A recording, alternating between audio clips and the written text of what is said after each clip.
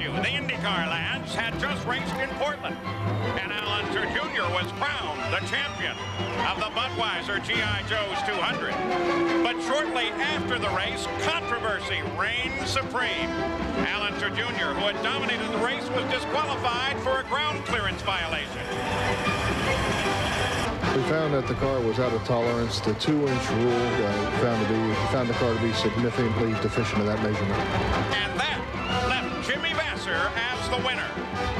It's not the way I wanted to win my first race. Team Penske immediately protested, and we now await IndyCar's decision. With 2 straight wins by young Americans, can another American continue the streak by leaving all others in the dust at Road America? Moraine of Wisconsin, just inland from Lake Michigan at the magnificent Road America circuit at Elkhart, Lake Wisconsin. The IndyCars are ready for the Texaco Haviland 200. Hello and welcome. I'm Paul Page, and as you saw when we left you a couple of weeks ago, we thought we told you who the winner was, but after the technical inspection, they disqualified Al Unser Jr. and declared Jimmy Vasser the winner, and then immediately a protest was filed by Penske Racing. That has yet to be acted on, and because we're going 4 weeks straight in a row with racing, it probably won't be acted on for some time. So here's the man, Al Unser Jr. That's going to leave a lot of points up in the air, and you have to drive a race here this weekend. Is it something you can put out of your mind? Oh, for sure, Paul. It's something that, you know, we can't do nothing about it. We went out, we drove our heart out, and after the race, the technical guys said what they said. And so, you know, there's nothing I can do except go out here today and try to make up for those 20 points that seem to be up in the air at this point. But you're a class act. As soon as he heard about it, one of the first to hear, you went over and congratulated Jimmy Vasser on the win. Oh, you bet. You know, there's nothing really we can do about it. Jimmy drove a great race and all that, and I congratulated him on it. You know, when I won my first oval at Milwaukee, it was because Michael Andretti ran out of fuel, and so, you know, that's the way racing goes sometimes. Well, good luck today, Al. Now, the guy that won that race, Jimmy Vasser, he's with Gary Gerald. Well, Paul, we feel like we ought to have a victory celebration down here. We need photographers, we need champagne, we need the hats, we need the hardware. Jimmy Vasser, you were deprived of going through the emotion of all of that in your first IndyCar win. Yeah. Was it a major disappointment?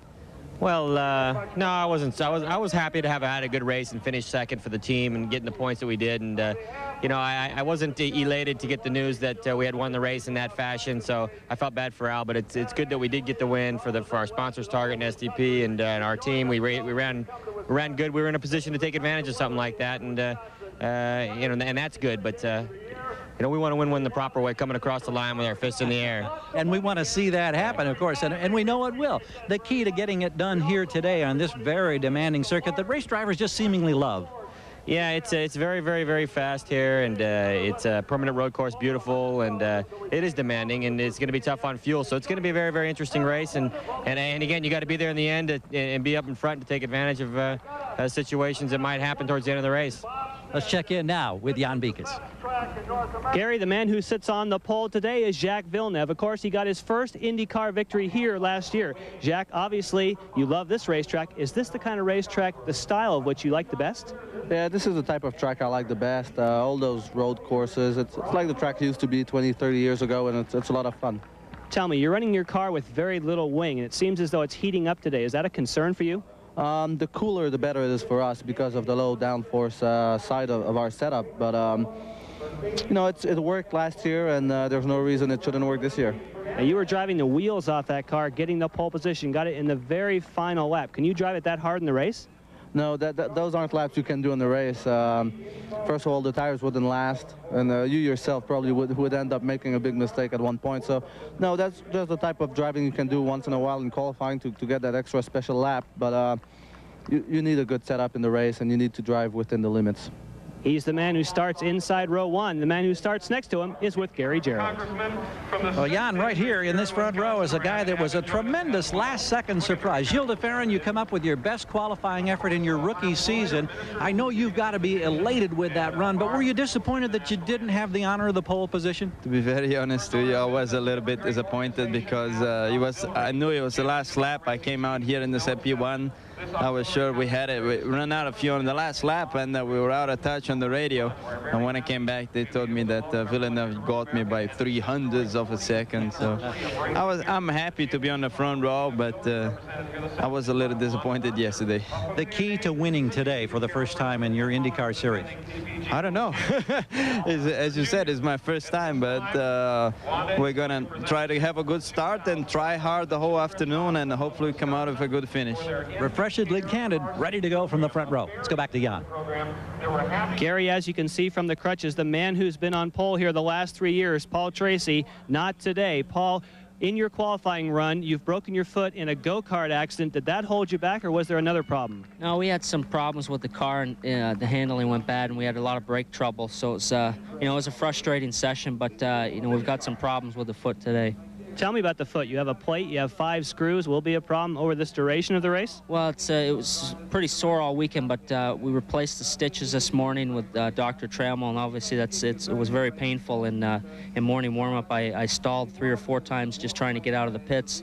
So it's definitely hurting now since we changed the stitches. They were starting to burst open a little. So it's it's going to be a tough race, but hopefully we can just get in and out nice and carefully and then have a good result. Paul Tracy, no stranger to driving hurt.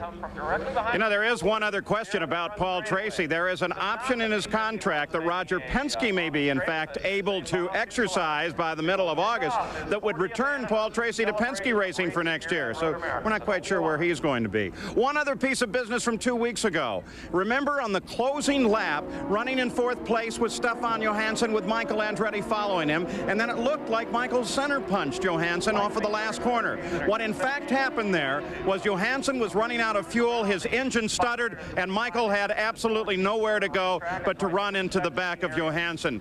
No animosity from either driver on that situation. It was a racing deal. The 40th anniversary of Road America. We'll be back with more in just a moment. His car for the command to start engines. During this week, the Indy Racing League made several announcements. Included among those was that 25 positions of next year's Indianapolis 500 would be reserved for IRL participants. Since these guys are potentially involved, we asked them for their reaction. I think we're very disappointed by the release, and certainly what it means is that the tradition of qualifying for the Indy 500 has been changed beyond all recognition. Effectively now, to qualify for the 500, you have to take part in 2 races and go to Indianapolis for the month of May. We regard that as unreasonable.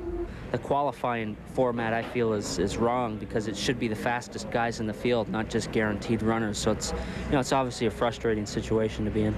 They're not providing a level playing field, if you will, for next year's race because they're totally changing what's been, in my opinion, has been sacred at Indianapolis as far as the qualifying format, which is very special. And to go out there and say only IRL competitors have the preference, or they have guaranteed 25 spots, I think it's rather ludicrous. I think it would take away a lot from the event itself. I sincerely hope that both parties can find a compromise because they both have so much to offer, but the Indy 500 is the crown jewel. Pretty much all along we had no intention of going to Disney World or Phoenix for that matter, so I guess that we'd have to be one of those 8 under the current rules, and I'm not sure I don't think any team would really want to risk that situation. So I don't know. I think there's a lot to be said yet, and hopefully, as I said many times, hopefully reason will prevail. Obviously, we're going to be hearing a lot more on that story in the months to come. Now, the Indy cars have just pulled away, and Derek Daly, this could be a critical race in the championship. Well, we're at a critical time in the championship because of these 4 race weekends in a row. It's not been since 1978 that IndyCar have had to race 4 weekends in a row, and 2 of those races at that time were in England. But remember, these crews prepare essentially the same cars. Now, during that 4 weekends, there are 7 drivers with a realistic chance of winning this championship. I believe the driver in the next 4 weeks who shows a turn of speed speed, reliability, consistency, and maybe even composure could well end up being our champion. Now, Firestone almost became a big story here on Friday when Scott Pruitt had the provisional pole. He didn't hold it for Saturday, but you know, they get closer and closer to that pole of that race win. And this morning, Scott Pruitt was second fastest on full tanks in their warm-up, so they may be race potential winners. Gary Gerald? You talk about how this busy stretch of the schedule is here. Those weekends off are very precious, and for most of the drivers, a weekend off is a chance to go home. And for Christian Fittipaldi, that means going back to his native Brazil. He took one of our cameras with him last weekend, and he's going to share with us right now a glimpse of the Christian Fittipaldi lifestyle. Check this out. Hard work deserves some play. When I'm back in Brazil, we always go to the farm. We try to fill the airplane with lots of young people, so then we can have lots of fun, relax there, and have a very good time. This is the waterfall next to my farm.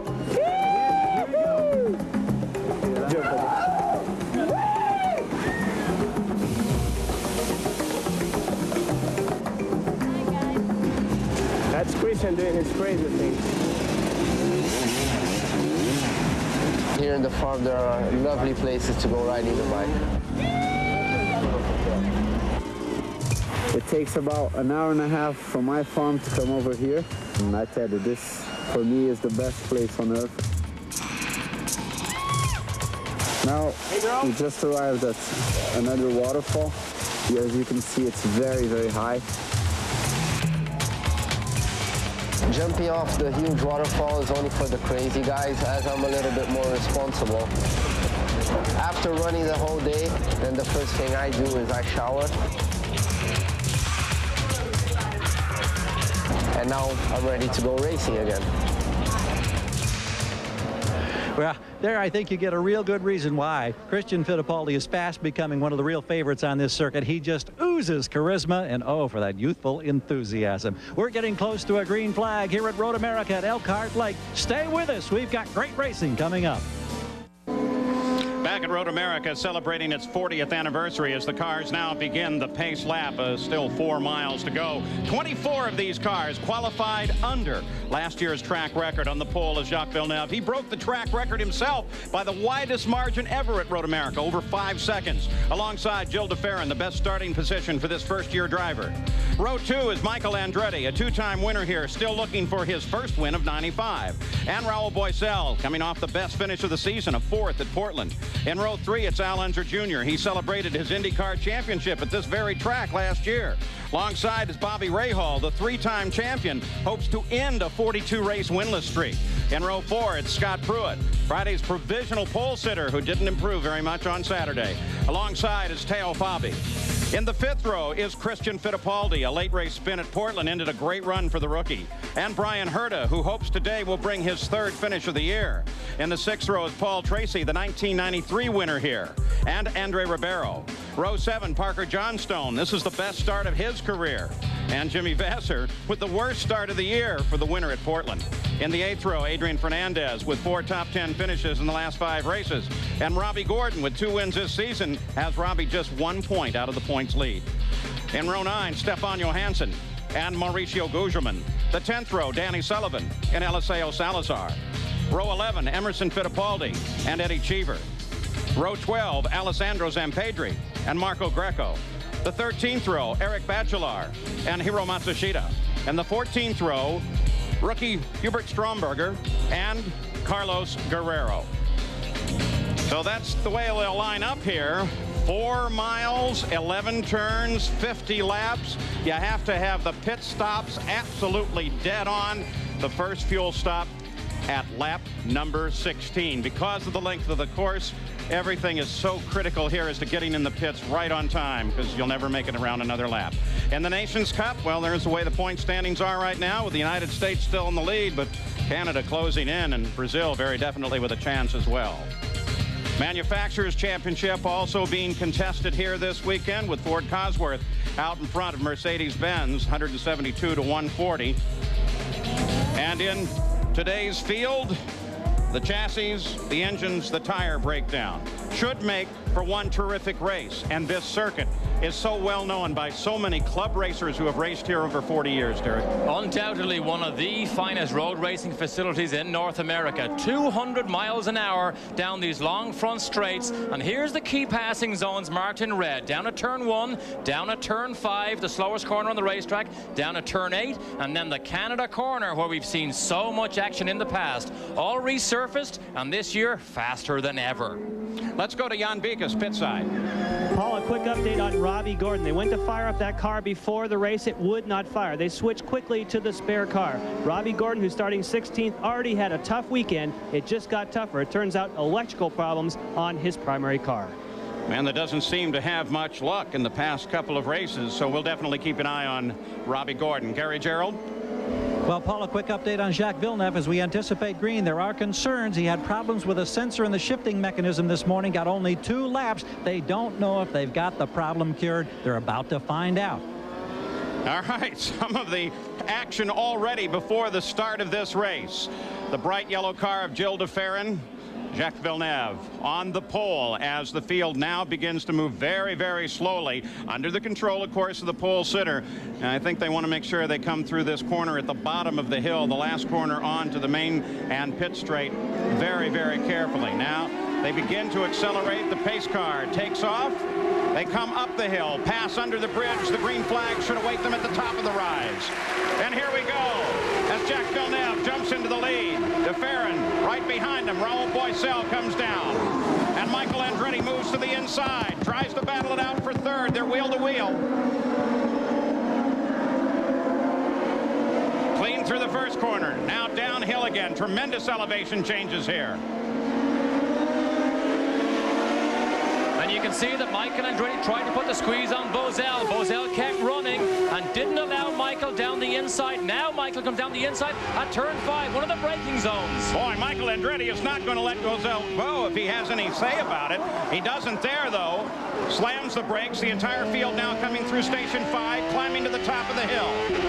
So close under braking. You saw what Boisel did. He moved down to the middle of the road to squeeze Michael. That's defensive driving. You are allowed to do that. It is correct. Look at Villeneuve slip and slide through the right-hand kink. For the time being, only one car off at the top of the hill at 6.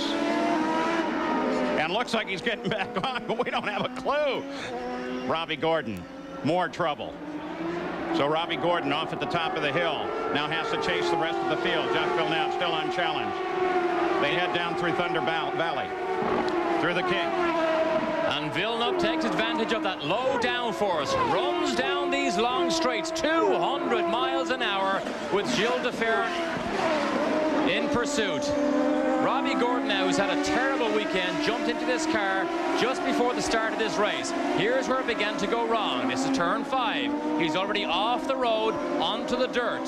Then he goes up the top of the hill, has stones and marbles on his tires, and right through the gravel trap, and lucky to come out the other side onto the grass, and the continuation of a struggle for Robbie Gordon's Valvoline car. Now, we had an onboard camera on Robbie Gordon's car, but with that change at the last minute, it changed a lot of things to the backup car, but we couldn't get the camera over there. We apologize for that. Still got plenty of great onboard cameras for you. I think you're going to love them, especially at this circuit. We'll try throughout the afternoon to take a lap or two just listening and watching the cars. Raoul Boisel, the battle for third place, broken off for the moment. Michael Andretti still in pursuit. It's Villeneuve, De Ferran, Boisel, Michael Andretti, Al Unser Jr., Scott Pruitt. Paul Tracy's moved up into 7th place. Bobby Rahal is 8th. 9th is Christian Fittipaldi, and Teo Fabi is 10th. On board now with Paul Tracy as he battles it out with Al Unser Jr. and with Scott Pruitt. Slices by Scott Pruitt in tremendous pain this morning in the warm-up. The wounds that he had, a plate and 4 screws inserted through on his left foot, burst the stitches, opened up, and he was in considerable pain, had ice packs on it after the warm-up, and wasn't sure if he could actually handle the full length of this race. Scott Pruitt closes up under braking. Gives you an idea of Paul Tracy's dedication to the sport, though, that he's at least going to try it. And in fact, when we saw him last night, he was in great spirits and all ready to go in this race. And that's at the end of a terrible week. Not only did he have that broken leg, he got his house broken into this week. Not had a good one. There he is, following Al Unser Jr. Jr. came here with very low downforce. The Penske car did 204 miles an hour down these long straights on Friday. Then they began to realize it just wasn't fast enough, wound the wing on, gave him more downforce, and he went much, much faster. Paul Tracy, 7th place.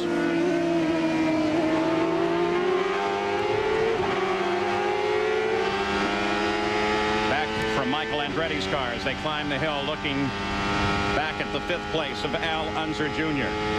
as they flash across the line, completing the 2nd lap here. 50 laps, 200 miles. Into the first turn, downhill. The right-hander just ahead. Severe braking here for these cars. You jump up on the pedal. Look at Al's Jr. accelerates so much faster than Michael. Oh, wheel to wheel. Oh, and a touch! Oh, no! Michael and Al get together, and both are off, both are damaged, both are out. And that's a 170-mile-an-hour crash for Al Unser Jr. and Michael Andretti, and we saw it unfold as they got close to one another and eventually made severe contact. Well, was I premature? Did that pen? No. The left front's badly damaged.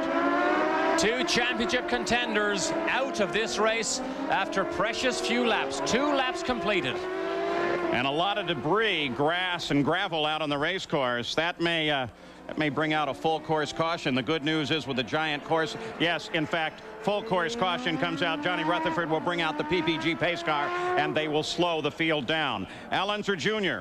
in his first DNF of the season after contact with Michael Andretti.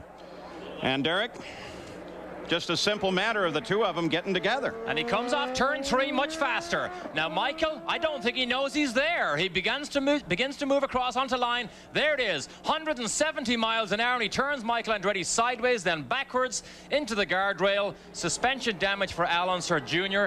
and 2 of the championship contenders out after 2 laps. Here it is. This is turn 3.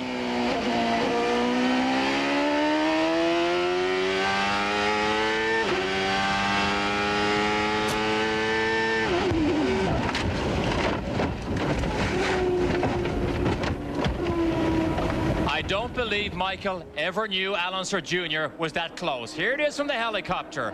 Al Unser Jr. on the outside line. Michael never sees him. 170 miles an hour. He goes sideways. Lucky he didn't destroy Carl Haas's Lola. And that is a blind spot, though, on Michael's car, is it not? Oh, it is a blind spot. We had a better view from our camera than Michael had. Here it is here again. You can see that Al Unser Jr., his only option was to run wide onto the grass. If he did that at 170 miles an hour, he knew he was going to lose control. But let's look again. The slow-mo in-car. Al Jr. was much, much faster exiting turn 3. He had a run. Watch here.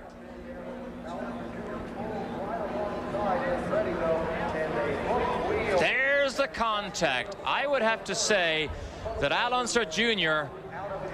began to stick his nose in, and I will almost guarantee you that Michael never knew he was there, because no driver would ever move across at that type of speed and deliberately cause some contact like that. But it's over for the day. 2 drivers who have been critical in the championship battle, and they will both go pointless today at Road America in the Texaco Haviland 200. We're under full course yellow. Back at Road America, full course caution. Al Unser Jr., his first DNF of the season. For Michael Andretti, it is his 5th. Both are out. Neither will score a point, and it's a point in the championship where they came in here in 6th and 7th position. Andretti, then Unser Jr. in the fight, and so that's going to have a dire effect on them. It also has moved Tracy up to 4th place in the standings as we went to yellow. A couple more views of the same situation. Derek Daly. Down the back straight. For some reason, Al Unser Jr.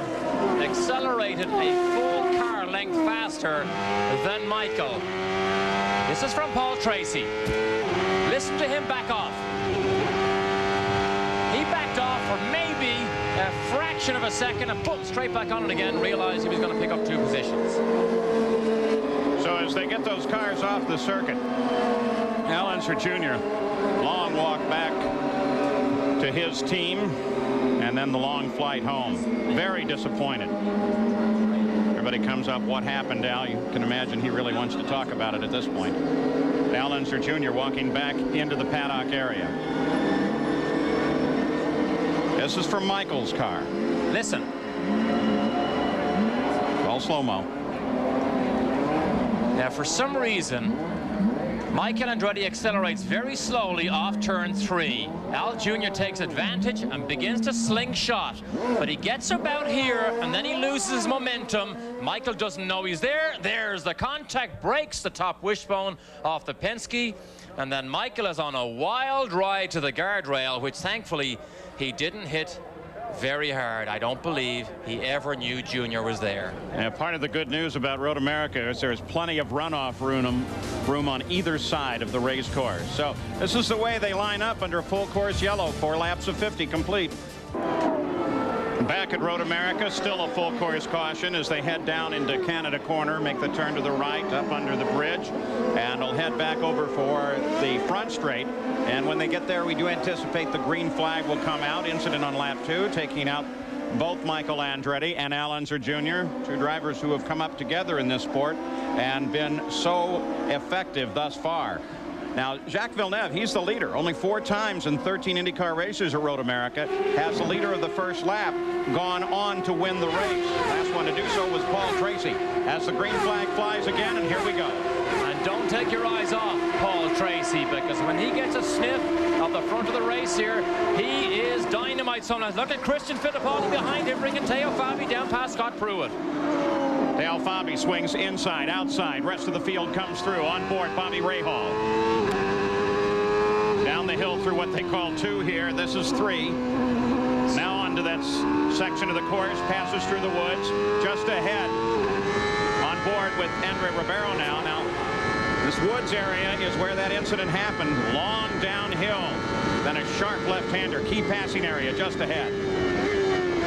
What we saw there, Rahal went down the inside to block that braking line from Ribeiro, just to make sure he had to think twice whether he wanted to dart down that inside. Very slow up here. Almost impossible to pass. Oh, look, the direction of the apex. Yeah. He glances in his mirror to see who's behind him. Now, part of that with Rahal is when he looks back, anybody looking back at the Honda knows here on these long straights, that Honda's going to turn more revs. And you really have to think about getting in their way. Honda runs to 14,000 RPM here in racing conditions. Everything else, look at Rahal close in on Fabi as he turns into the carousel. Believe it or not, now with the resurfacing, 150 miles an hour in the carousel, 180 miles an hour through the kink. Unbelievable. On board Rahal, 9th place, 8th place.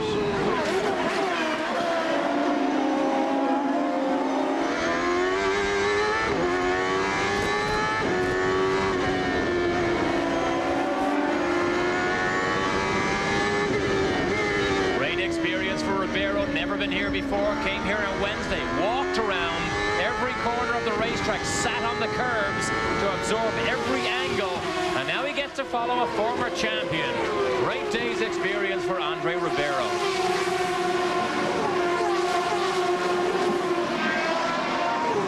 Continuing the track, the battle between Andre Ribeiro and Bobby Rahal. Battle for 9th place. Rahal has it. Teo Fabi just ahead. Then Christian Fittipaldi.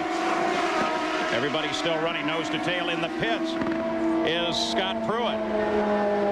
Here's his chances for a race win about to go out the window, because this means he has to make 3 pit stops. 3 pit stops on a racetrack like this is just too much. And look at that. Rahal again feels that Honda is a threat off the hill under braking. Will he get him?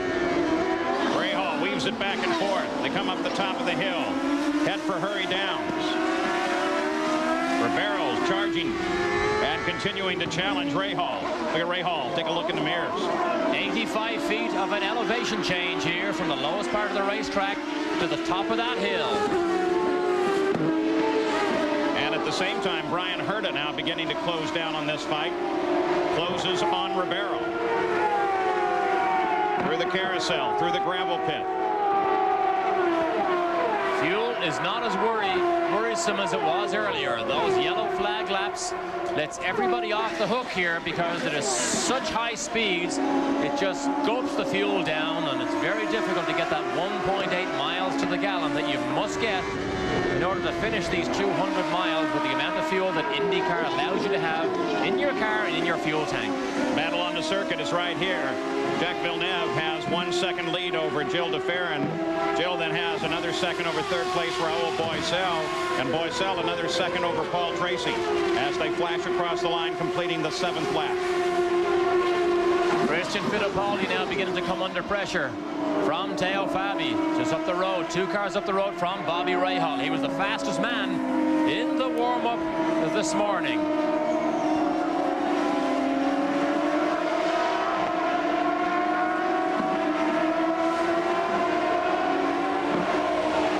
Overhead Elkhart Lake here. The Honda Helocam looks down. Boy, this will give you some great shots and give you a great idea of how they maneuver around this circuit here as we look down on top of that battle once again. Nothing changes. I've never seen as many people as there are here today. And look at this. Rahal blocks him again. So clearly Andre Ribeiro is faster than Bobby Rahal. But Robbie Rahal is giving him a lesson in defensive driving from the champion. Oh, he goes. And Ribeiro locks him up, comes off. He should be able to get it back on there. There's plenty of room as they head for the carousel. But everything that he gained is now lost as several cars strung past him. Both Herta and Jimmy Vasser. Let's get an update on that first lap situation. Al Unser Jr. is now with Gary. Actually, he's with Jan. And Excuse me, Jan. Yeah, it's all right, Paul. He's made his way back to the trailer. How did that unfold, that incident, from your perspective?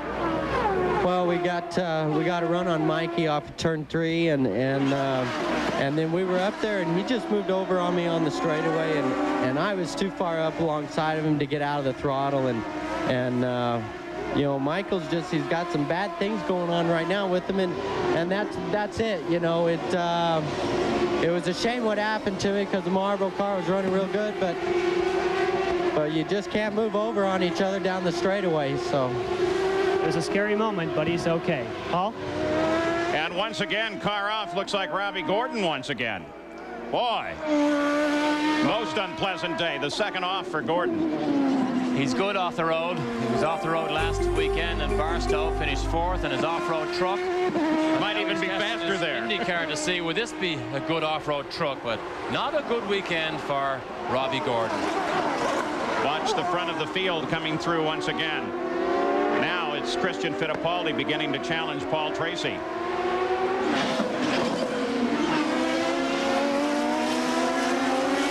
Gary Gerald, Scott Pruitt into the pits. What was the problem there? Well, Paul, you and Derek mentioned a lot of debris out of turn number 3, and apparently that was the cause of the problem for Scott Pruitt. He faded very quickly, was back to 12th, then had to limp to the pits with a flat rear tire. The crew said it looked like a puncture type of a cut from debris on the racetrack. He got fresh rubber. He's back out there, but he lost a tremendous amount of ground.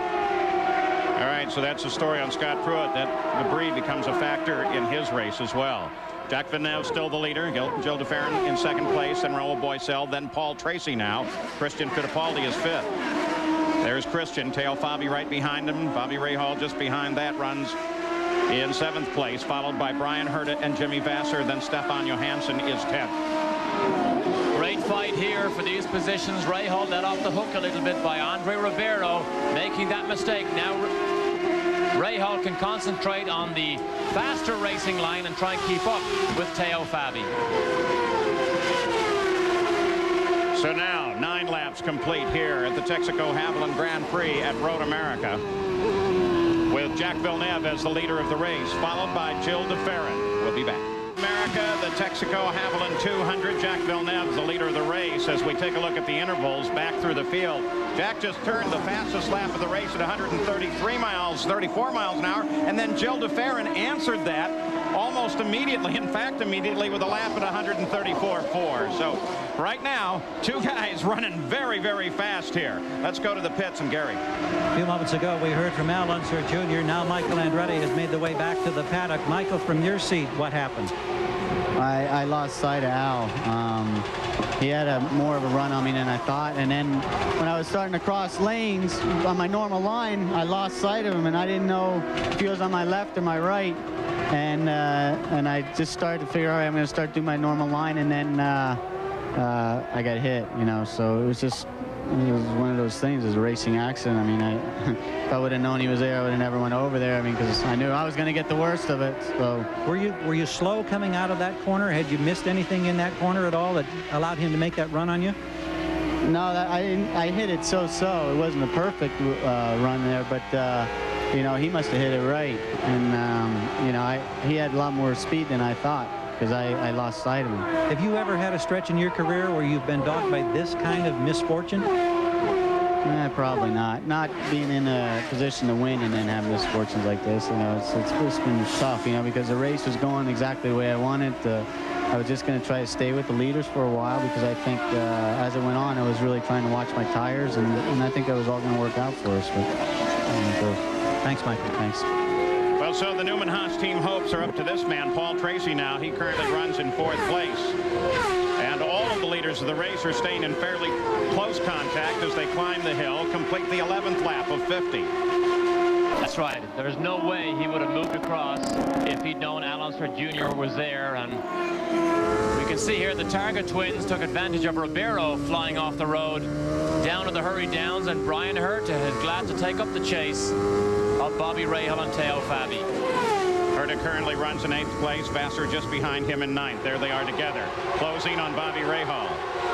You see this full field summary. You can see all the intervals of cars behind the leader. Brian Hurt, his engineer Mo Nunn, was very confident after the morning warm-up when he filled this car full of gas and sent it out, and Brian was very confident, thought he could run with the leaders. They've battled understeer with this car most of the weekend, and as soon as you get understeer, the tires begin to grain, they begin to roll the rubber off. But once that happens, suddenly you lose all the grip of the front end. Let's listen in over Brian Hurt's shoulder. This is the carousel. 150 miles an hour he exits here, and then it gets faster from there.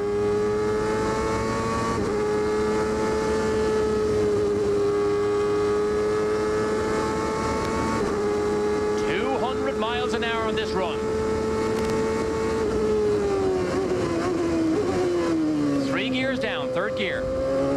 6-speed gearbox.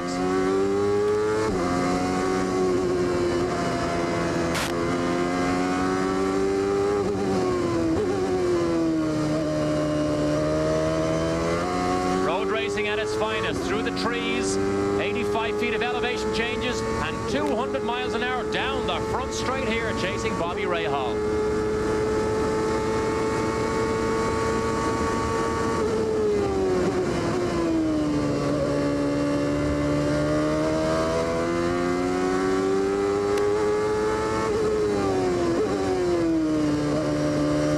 It's the apex, 3rd gear corner.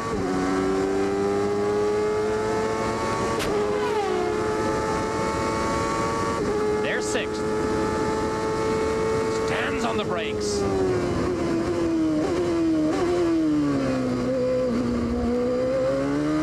See Rahal get sideways in front of him? That's the sign to a driver. Maybe Rahal is beginning to wear out those rear tires. Slowest corner on the racetrack coming up. 50 miles an hour at the apex.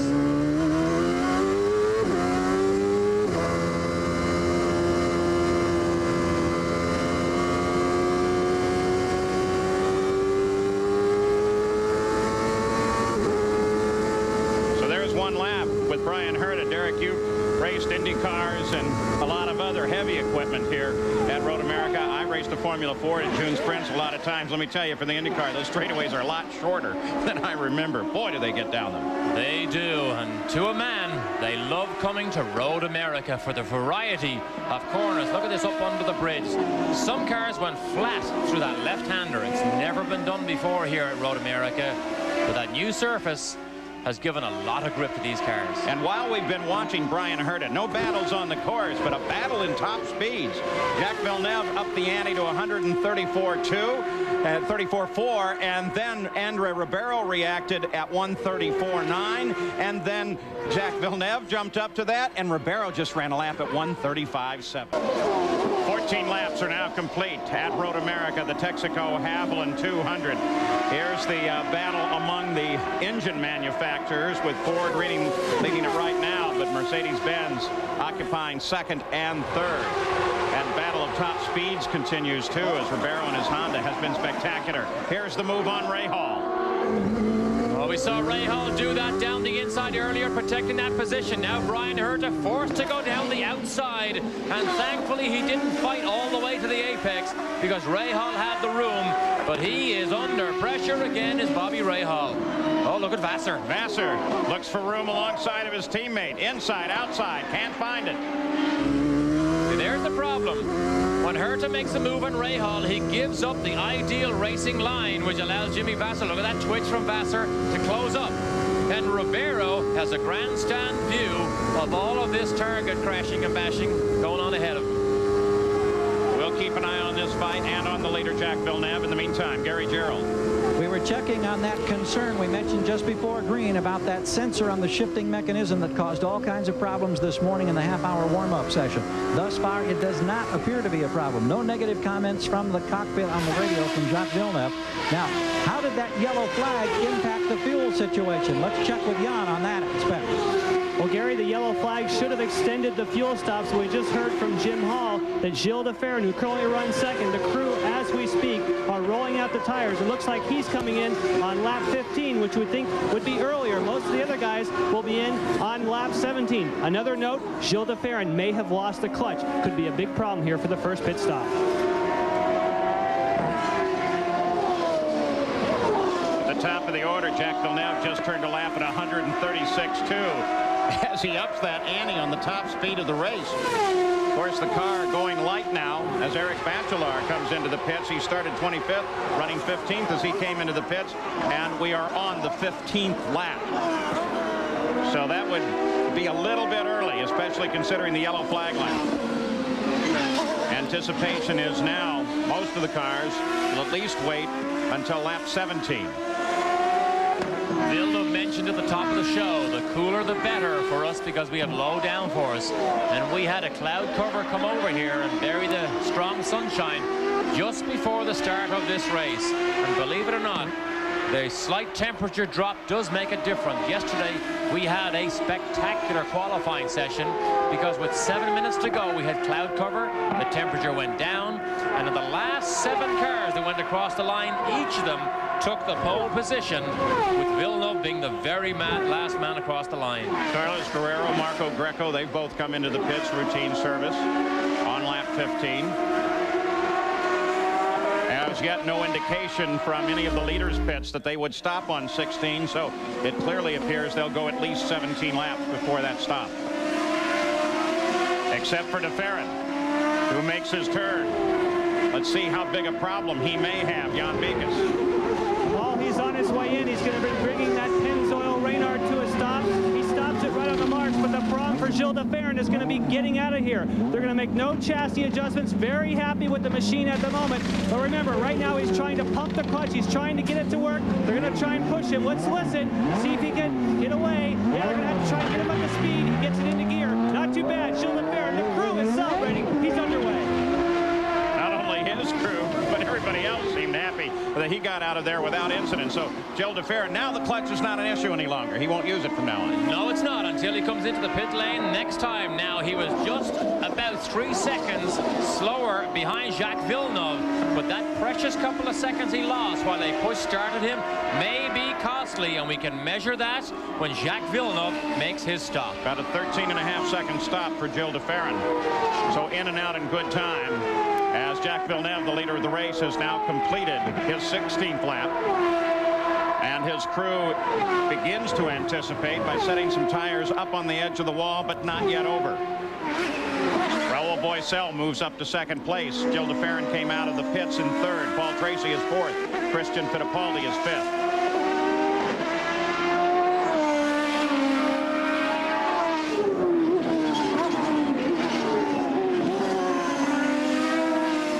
What a familiar color scheme. This is now leading these races, and obviously fuel consumption is something this team works very, very hard on, and they do it as good as anybody. Barry Green's team here again showing just how fuel efficient this Players Reynard is as Jacques Villeneuve continues to run away from everybody. Raoul Boisel comes into the pits. Christian Fittipaldi comes into the pits. Let's go to Jan Beekes. Raoul Boisel is now getting his service. We checked with Carl Hogan. They're expecting to make no changes. His team owner just went past him. Bobby Rahal also in here, and Teo Fabi just ahead of him. He's waiting for the last bit of fuel. He's anxious to get out of here. Raoul Boisel lights up the tires, and he's gone. All of these stops being made on leader lap 17, with, of course, the exception of the leader. Jacques Villeneuve stays out.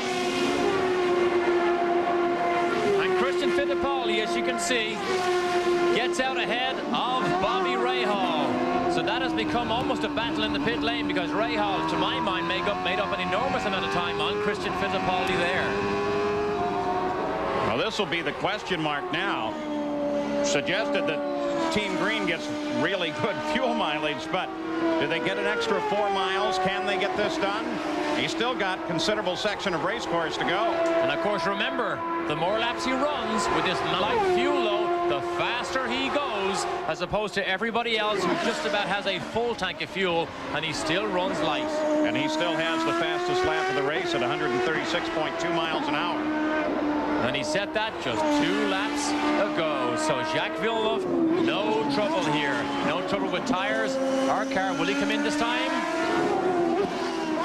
And there he is. So Jack heads into the pits. He is the first pit at the top of the hill that is open and available, and Gary Gerald waits for him. He's got a wide open shot as he comes in here and perfectly spots it right on the line, and immediately you hear those air guns go to work. This crew has been sensational this year. They won the pit competition at Indianapolis. They won a race the season opener in the pits at Miami.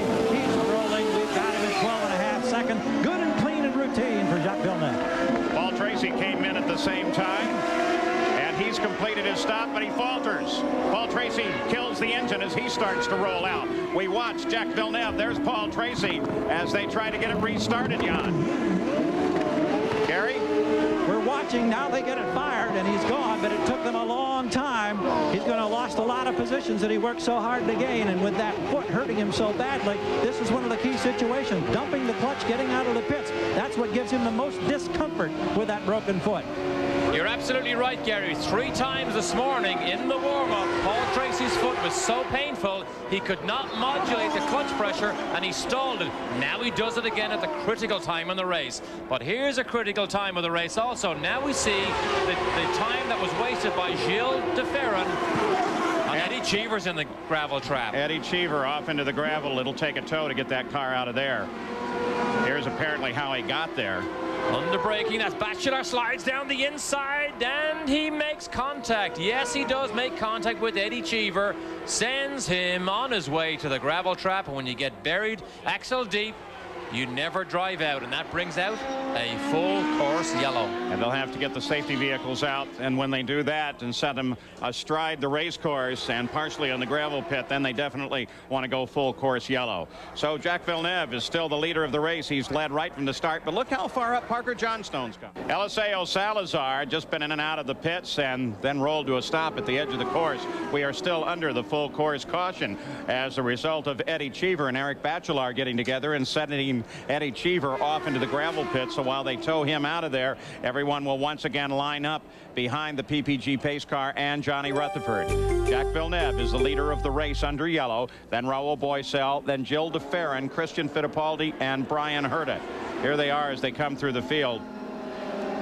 So Gilles de Ferran's pit stop, we had spoken about that earlier, was costly, even though he did manage to get out. That precious couple of seconds he lost when he didn't have the burst of acceleration cost him that second place to Raoul Boisel. Quick look at Salazar earlier on. Very lucky to get that car into the race at all, because he had a big crash this morning in the warm-up, and Dick Simon's boys did well to rebuild that car for Eliseo Salazar. Paul Tracy's falter in the pits was costly too, as he fell to 6th place.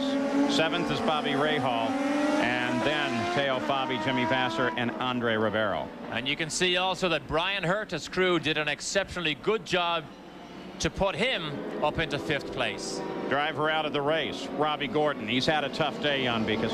That's right, Paul. Very tough day for Robbie Gordon. What finally put you out? Gearbox, trying to leave pit lane. As soon as I popped it in here, it broke. It's unfortunate because we did have a pretty good car after all the trouble we went through all weekend. You know, we were having a very hard time on the straightaways. We weren't hanging with the guys, so it made it really hard to overtake under braking. And that's how we went off one time. And then the other time at the start, you know, we got by 4 or 5 cars at the start. We were doing pretty good. And somebody clipped tires from me and just knocked me out into the gravel. You know, we would have liked to have got a better finish with the Valvoline car this weekend. But, you know, there's always next weekend. It's a street circuit, and that's where we won our last race. So we're looking forward to going back there. Well, it's a great bit of off-road driving. Sorry you're out so early. Paul? So Robbie Gordon out as they try to get Eddie Cheever's car out, but apparently Eddie thinks he can get it restarted and re-going because he's going to stay tight in the cockpit. Maybe they can bump start it on the toe. We'll be back. 200 Road America, 4 miles around, 14 turns. We have a full course caution underway. It is the second of the day as they try to get Eddie Cheever out of the gravel pit and restarted after his contact with Eric Bachelard. They line up behind the pace car. Villeneuve, Bosel, third place to Farron, then Christian Fittipaldi, and then Brian Herta. So of the top 5, 4 of them have never won an IndyCar race. Then Paul Tracy is 6th, then Bobby Rahal, Teo Fabi, Jimmy Vasser, and Andre Ribeiro. Well, now time to settle down a little bit and freshen up and change out of his driver's uniform. We've got the good fortune of having Michael Andretti join us and is going to be able to watch some of this race and help keep track of it with us. Welcome, Michael. Thank you. You just didn't see him at all, eh? No, I mean, had I seen him, I wouldn't have been there for sure, because in those situations, a guy in front always gets the worst of it, and you know, it was just it was a bad thing. I mean, I didn't know Al had that much of a run, and I just lost him in my mirrors, and I assumed that he was going back to the left side, and he was on my right side. You've had sun on the race course for much of the run today. What kind of effect do you think that's going to have? It was a little slippery out there than it was this morning for sure, but again, for me, it was early in the race. I mean, it was only a second lap or something like that, so you know, there wasn't enough time to settle things down, get tire pressures up and things like that, so I can't really comment on the track too much.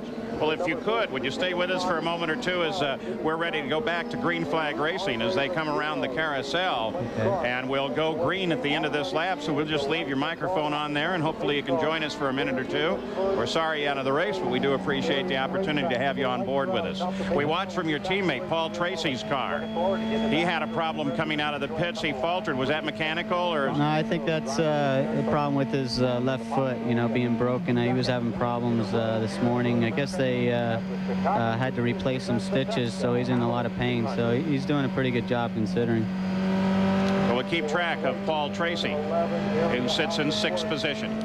In fact, we know that it was a go-kart accident. It wasn't an impact that caused the problem. He actually rolled his go-kart. He has his own 125cc go-kart. He rolled it upside down, and he was actually trying to run from the crash at high speed when he broke his foot himself. So it wasn't actually an impact with anything, but he does like to race that go-kart near his home in Phoenix. All right, now Jacques Villeneuve comes around the final turn, ready to climb the hills, already taking her up to speed. Pace car clear of the course, climbs to the top of the hill. Raul Boisel clears Carlos Guerrero and now is in full contact with him as we go green flag once again. No battle at the front of the field, but DeFerrin is closing in, so is Christian Fittipaldi. Christian Fittipaldi takes a move to the inside.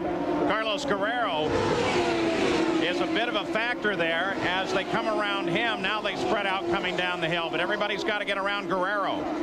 He is a factor, but in fairness now, look at Guerrero. He moves aside, and Dick Simon's car lets all the leaders have the room they need. So a good piece of driving using his mirrors there by Carlos Guerrero. Michael Andretti, when you have a slower car in the leader serial like that, that can get pretty tense? Yeah, for sure, especially if you know that the leader's there and you got to get by him. And Guerrero actually did a good job on that restart. He stayed pretty close to Jacques, so it wasn't a big thing. Oh, there was a shame for him. As we had a battle coming up the top of the hill, Herta battling with Rahal, almost got Tracy, and then the course just got too narrow when they got to the top of the hill, and Herta off. Now Rahal in contact with Paul Tracy. So battle for 5th place as Tracy was able to move forward when Herta came off.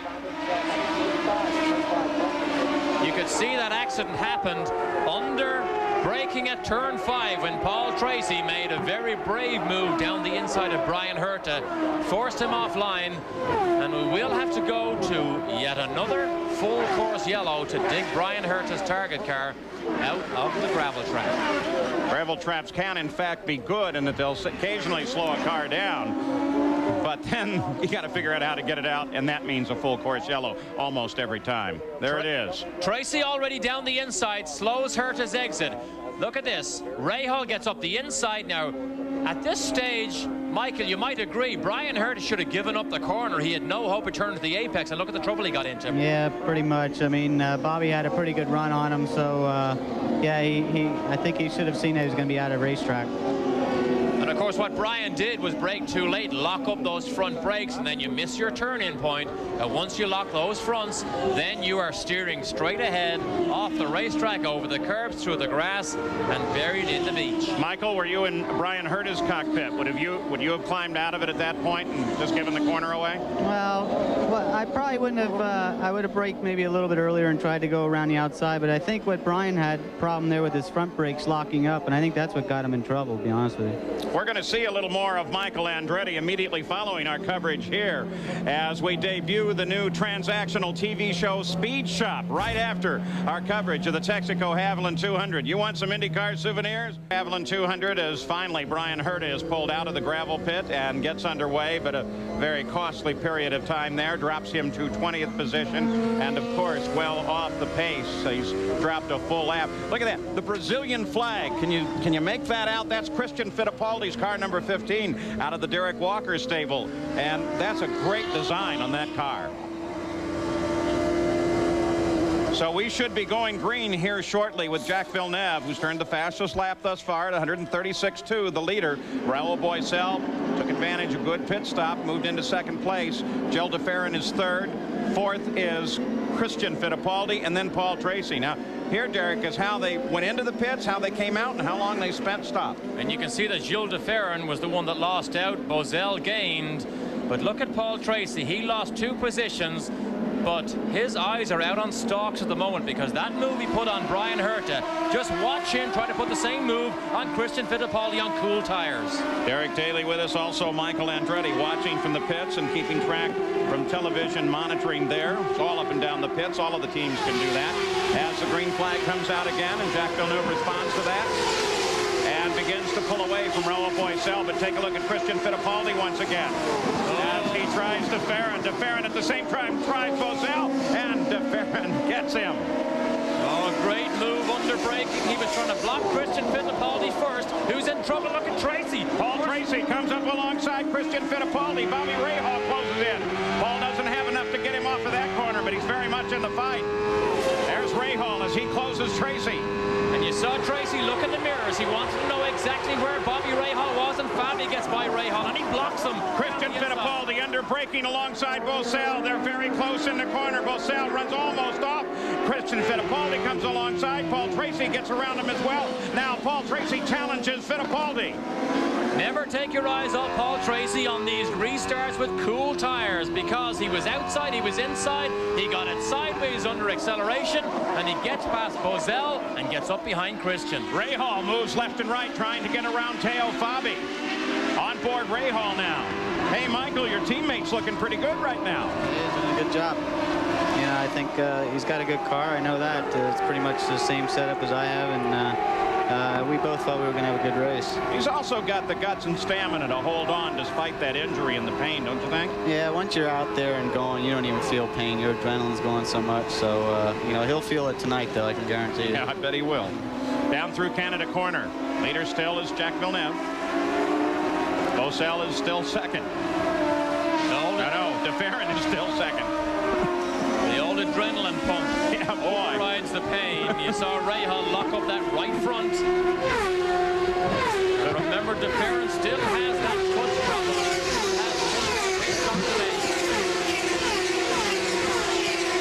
Climb the hill on the 24th lap. Approaching now the halfway point. 50 laps, 200 miles here. Quick off and on, no factor. Except for visibility, of course. That can be a problem here when you begin to go through a dust storm like that. You're not sure where the cars are. Look at this, 2 abreast. Fabi gets the run on Tracy. As Teo Fabi makes a good move to the inside. Tracy blocks to the outside on Rahal, trying to get around Fabi. I'm not even sure he knew that Rahal was there, and he comes back around Teo Fabi. Superb move by Paul Tracy. Fabi had him beaten, took the inside line, and Tracy was not beaten. Down the outside, did it the hard way. An excellent move. Oh, that was pretty stuff by Paul Tracy. Well, if you thought he was in pain and it was causing him to go slower, no way. He has the bit between his teeth and the adrenaline pump. Gary Gerald, you're watching from the Newman Haas pits, keeping an eye on Tracy. Well, this is the point of the race where the cheerleading is really getting underway in earnest, because on the radio, the crew is telling Tracy they know the discomfort he's in, but they're telling him, of course, that with Al Jr., with Robbie Gordon, with his teammate Michael Andretti all out of the race, it's a great opportunity to do a job in terms of the points. And so that motivating carrot has been dangled now in front of Paul Tracy, and he's responding. Meanwhile, Villeneuve running out in front, his crew doing the same. They're telling him on the radio, you've got the fastest lap of the race, and they're talking him through the midpoint of this 200-mile competition. But Paul Tracy has a lot to worry him lined up behind him in the person of a very racy Teo Fabi. And then Rahal. In fact, there's a good lineup right behind him, just waiting for one little mistake. Take a look at Jimmy Vasser, too. Remember the winner at Portland? Right behind Rahal. Look at this as Teo Fabi tries to outbrake him on the inside, locks everything up. Obviously way too early and not nearly enough. And he got a great run on Paul Tracy, sucked himself right up under his rear wing, and then locked up both of those front brakes very, very quickly. Lost his steering, and there was no hope there, Michael, of him ever pulling that move off. Michael, what do you think of all this? Wish you were out there in this. Michael Andretti, you still with us, or? The action is so hot in the pit lane, he wants to go out and watch it personally. Yeah, I think Paul, Teo got in a little trouble there. I think he's flat spotted his front tires now. That was a pretty tough move to pull off there. He was basically too far behind, and it was almost impossible to make that big a lunge and try and make that move. Now, Rahal gets an opportunity to close up behind him, but Rahal doesn't seem to have the raw speed that he needs to challenge these people, as obviously the kart safety crew have seen something on this front straight, and they are out trying to clean up whatever small pieces of debris that might be out there. That's the good news on a big circuit like this. You have plenty of time to do that. Jan Bikas, what's out there? Well, the report that we have is it's some carbon fiber from Scott Pruitt's car. I'm not sure how it got there, but we heard some radio communications up and down the pit lane. Some of the teams warning their drivers. Some carbon fiber, probably a piece of bodywork, and it appears as though it's from the Patrick Racing machine. All right, continuing to watch Teo Fabi, Bobby Rahal. Leader is still Jack Villeneuve. He's been right at point right from the start. And we've just crossed the halfway point. Leader at the halfway is going on to win 5 of the last 8 races at Road America. So now we have 2 stats to deal with. The leader on the first lap, who traditionally doesn't do well, or the leader at the halfway point, who traditionally does. Pick one. 5th, 6th, 7th, 8th. Jimmy Vasser 9th. Stefan Johansson 10th. Again, IndyCar racing more competitive than we've ever seen it in the past. Rahal again elects to take that inside line, and here's a battle. Big Mo outside Fernandez. Fernandez darts to the inside, gets him now. Mauricio Gugelmin has to follow him up the hill, but very definitely locked in a fight here. Battle for 12th place. Oh, Fernandez. This car is obviously very loose for him. Gets it sideways over that curbing. That's a 4-way battle, too, because you've got Parker Johnstone right behind him. And then Danny Sullivan, the teammate, is lined up 4th car in that order there when we go to 4th. Michael Andretti, we really appreciate you spending the time with us. We know you want to go cheer on your teammate and probably settle down. Thanks for joining us here in the Texaco Haviland 200. Good to have you on board. Thanks a lot. My pleasure. So there's the running order, as 26 laps are now complete. At Road America, celebrating its 40th anniversary, we keep an eye on Paul Tracy. It's Jacques Villeneuve that is the winner of the race. Tracy runs in 5th place, but he's got plenty of folks lined up behind him, all who would anxiously like to get around him. And this has turned into a really terrific battle.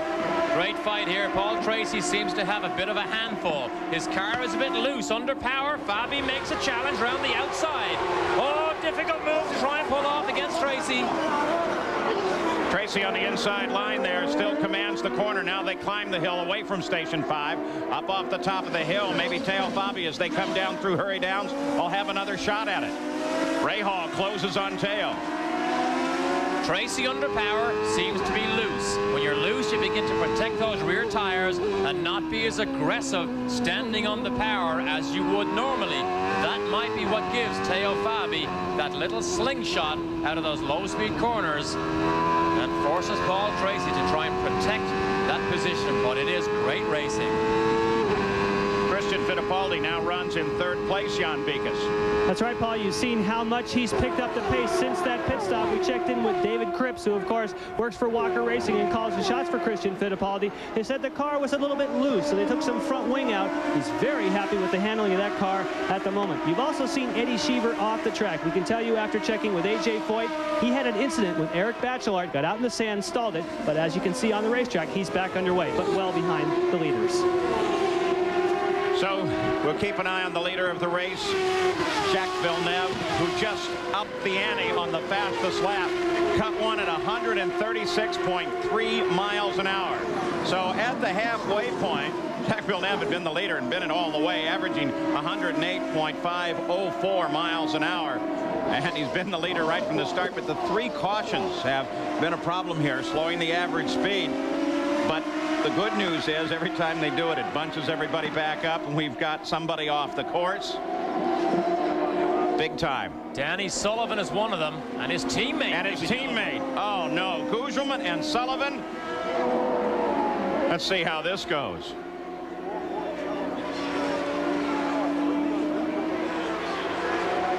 What's that Danny saying? It's you? Well, no. Gugelman was running 12th, and Danny Sullivan was running 14th. And the full course caution comes out once again. So the whole Pac West team is wiped out in one incident here. Danny Sullivan and Big Mo done for the day. 29 laps complete. Danny Sullivan's telling everybody we're both okay. And we'll slow her down again. Souvenir or two. Maybe they'll even throw these cars in. That's Danny Sullivan's car, nose to nose with Mauricio Gugelman's car. No indication yet of how these two got in this rather strange position. Obviously, you saw that both Danny Sullivan and Mauricio Gugelman are fine and still friendly. But under this full course yellow, we've had some pit stops, Gary Gerald. Jacques Villeneuve, the pace setter all afternoon long, came in, and he was terrifically fast in the pits, or his crew more precisely was. 11.2 seconds for 4 tires and a full complement of fuel. Also, Paul Tracy came in, and unlike the first time he was in, no problems as he dropped the clutch. He got away cleanly. It was a good, smooth stop as well for Paul Tracy. But now, you guys are going to have to do a little quick calculating. We're not sure how many laps are complete. Looks like this has suddenly become a 3-stop race. It looks that way. 30 laps complete at this point. And Jill DeFerrin.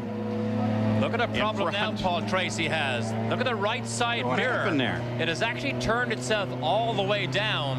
And that is a very, very uncomfortable situation for a driver, because he will not know if there's somebody trying to come down his outside. Now, during those stops, it was a pretty good battle coming out of the pits. The interesting part is that Jill DeFerrin took the lead coming out of the pits, and this happened on the stop. What's Jimmy Vasser? Straight out and actually hits Teo Fabi on the run, trying to get position, which in fact he does. Gets away with it and passes Teo Fabi during that pit stop. Now let's go to Jan. Well, Paul, don't put away that calculator yet, because some people have not made pit stops and may still make pit stops under this yellow flag. We're standing in Christian Fittipaldi's pit. You can see the tires are laid out behind me. He's on the backside of the course, but he should be here shortly. So, although it's yellow and you usually want to stop on the very first lap, they think if they stop now, maybe if the caution goes long enough, they could still make this a 2-stop race. Yeah, Derek, that tactic doesn't necessarily play on a long course like this.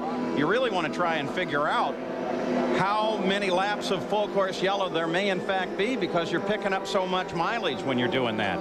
Gil de Ferran stayed out, Christian Fittipaldi stayed out, Andre Ribeiro stayed out. Gary?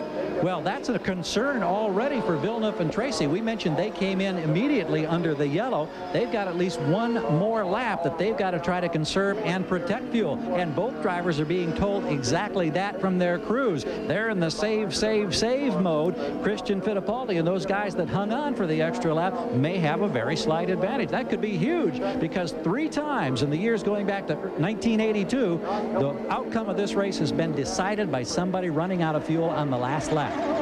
So Christian Fittipaldi makes his stop from 3rd place. But here's the big problem Fittipaldi has now as he comes down the pit lane. Watch over the pit wall. That's the pace car, and there's all his competitors beginning to stream on by, because he will now be at the back of this line, and Jacques Villeneuve is at the front, who has enough fuel to go the rest of the distance. So we'll keep track, and he stalls it. So even more problems here for Christian Fittipaldi. And they finally get it going, and he heads out. So it made matters just a little bit worse. When we come back, we should be ready for green flag racing once again here at Road America. Yellow flags still fly here. It's working to a little bit of advantage for Emerson Fittipaldi, who had finally moved up to 8th place, and then looks like the wheel nut came off. And in fact, the wheel is being held on by the safety device that holds on that central locking nut, and Emerson goes down through turn 5 to take a shortcut. Gary, Gerald, you have more? Yeah, that's exactly the case. It is the left front wheel that's the concern. They didn't get it secured properly. Tom Brown, Chuck Sprague, Rick Reineman, all of them working the wheel here on the wall with a safety official. Emerson will be back in, and of course a very scary situation when that happens. Fortunately for him, it's under yellow, but this is still not good. It's a tough break for Team Penske. Boy, and the fuel game is going to be spectacular here too. What it is, though, it's a great view of the safety feature that CART has built in that stops these center locking wheel nuts coming off all the way in the event of them coming loose. Therefore, the wheel, although it's cockeyed, it doesn't actually come off, and he can drive back to the pit lane. Take a look at Paul Tracy too. He's been trying to fix his mirror. Oh, they're running slow, relatively slow. How big a problem this will be. There is no way that mirror is going to stay up. No way. Even if he tapes it with race tape. Oh, he's trying to screw it back in and realizes that it's a lost cause. So now his right side is blind. Let's go to Gary. And Emerson Fittipaldi comes in at low speed. They work with that wheel. Rick Reineman on the left front has pulled it off. They're looking to see if there's been any damage to the suspension. They brought wishbone parts out here just in case. It appears to be all right. Now they wait to get it snapped into place. No, now one of the other crew members looking at the air scoop. No debris in there. Emerson gets back on the throttle, and he's out of here, and we go to Jan Beekes. Well, we had an opportunity to see the other Fittipaldi in here earlier as Emerson goes behind me. We looked very carefully. They made another wing change on the front of Christian Fittipaldi's car. Remember, after the first pit stop, they took some front wing out. He was really quick. They've taken more out. He could be even faster when we get back to green. Well, on the course itself, they're going to go another lap under the full course caution. Gil de Ferran is the leader. It's the first time he has ever led an IndyCar race. 32 laps are complete, 18 to go. Fuel's going to be a real big question. And the tactics on that stop, they were remarkable. I have to say, I don't understand the tactics yet of Gil de Ferran, because he is literally just going to give up his hard-won lead when he has to make a pit stop, and he hasn't made it under yellow. It's taking quite some time to get Sullivan's and Gugelman's car off the course here. There's the way they're lined up as we're ready to come back to green flag, hopefully at the conclusion of this lap. Back at Road America, Elkhart Lake, Wisconsin. This man, Gil de Ferran, leads an IndyCar race for the first time in his career. We should be going back to green flag racing shortly. His crew is laid out for him, though, so that he could get some tires and fuel, and that makes things interesting as well. You and Russ Thompson, our statistician, are just trying to do all of the figuring. Will these guys make it to the end of the race? Obviously, Jim Hall's team were not confident that Gil de Ferran, under racing conditions, could do more than 18 laps, whereas Jacques Villeneuve's crew believes he can. Now what's going to happen? Exactly what we saw happen to Christian Fittipaldi earlier. He is going to have to peel off into the pit lane, and the line of cars will begin to sail by him. Now, most of those cars in line, except for Stefan Johansson, who's running third, have all made their second pit stop. So it is touch and go now whether all those cars who made the second pit stop can in fact go all the way if it stays green for the rest of this race. So de Ferran will come off, make his stop. That'll make Jacques Villeneuve the winner, the leader of the race. Let's not be premature here, Paul. The leader of the race as they come to the green flag. He'll be followed by Stefan Johansson, assuming that Stefan doesn't head into the pits because it's been 14 laps since he stopped as well. Then Raul Boesel, and then Paul Tracy. They're going to give Emerson Fittipaldi, you see him right there behind de Ferran, a stop-and-go penalty. He apparently ran over a hose on his way into the pits. There goes de Ferran off. There goes Fittipaldi, though this isn't a time that he could take the stop-and-go. And Stefan Johansson also headed into the pits as well. So let's watch. And this may have been a good move. They say one more lap. So at least he's not going to lose racing time here, Jan Beekes. Paul, this may be a great move. They were expecting to come in on the lap that they were going to go green. Now they're under a yellow flag, full course caution. I saw one of the Ganassi cars come in also. They are not going to make any changes on this car. He's going to lose a lot of track position, but as you said, it's still yellow. He can at least catch up to the rear of the field. Remember, no clutch. Oh, yeah, he killed it, but they were pushing hard enough. One crew member down, but that's more out of jubilation. This could be the last stop here. Let's go down to Gary Gerald. Well, here's Barry Green with Jacques Villeneuve. Now, you see de Ferran come in now, and he gets the late fuel.